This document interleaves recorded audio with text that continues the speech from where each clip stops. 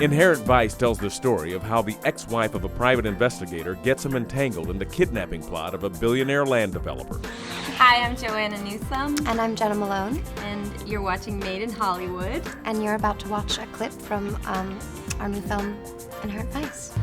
If it's a quiet night out at the beach and your ex-old lady suddenly out of nowhere shows up with a story about her current billionaire land developer boyfriend and his wife and her boyfriend and a plot to kidnap the billionaire and throw him in a loony bin, I need your help, Doc. maybe you should just look the other way. Share with me a little bit of the story of the film and your character Bigfoot. I'm actually fascinated, and shame on me, by his relationship with Doc.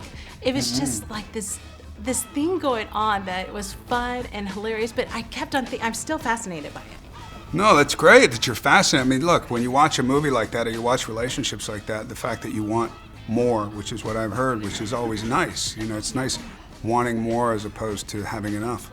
But if you're Doc, it may all start to get a little peculiar after that. Michael Z. Wolfman. Owen Wilson is Coy, my husband, and he's gone missing, and I'm basically sort of employing the services of, Doc Sportello to help me find my husband. She's actually got quite a linear story in the sense of that, what she's searching for is quite real, just, love. My character Shasta shows up at the beginning of the movie and sort of sends Doc, Joaquin's character, down a rabbit hole. She's his ex-girlfriend and he's trying to help her out, and that's what sets the whole story in motion. So where would I find him? He's technically Jewish but wants to be a Nazi. And a girl don't necessarily want to get into difficulties with those folks. I loved your character, Jade. She just kind of was like this angel, believe it or not, like kept on popping in. That's what I was thinking. I was thinking she's like a little fairy of the night who just pops up everywhere and floats around Los Angeles. So that's great that you said that. You got a spare picture I could borrow?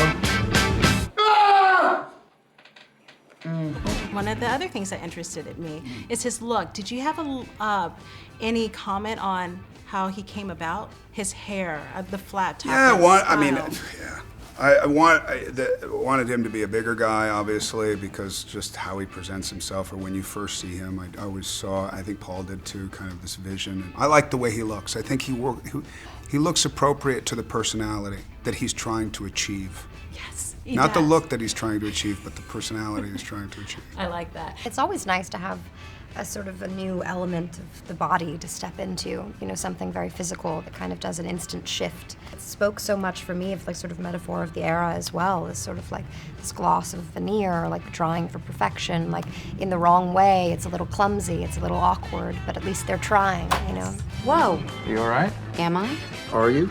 Ordinarily, we're the ones asking the questions. And your question is, which side am I on? Good question. When you first read the script, because I'm assuming the script was just far out.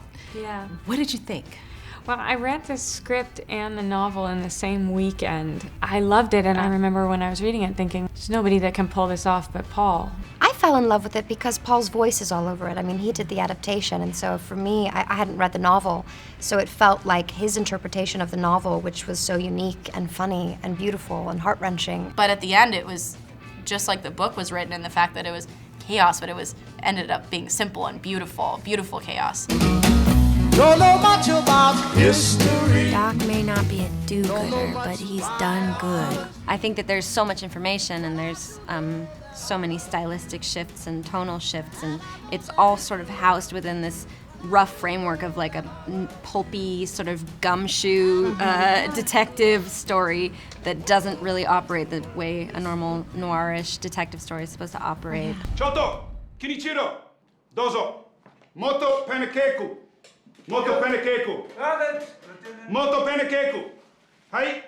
Hi.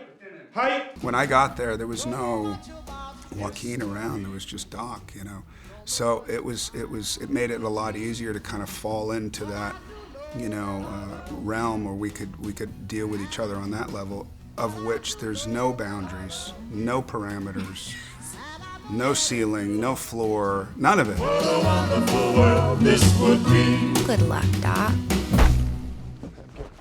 What a wonderful world this would be. Made in Hollywood.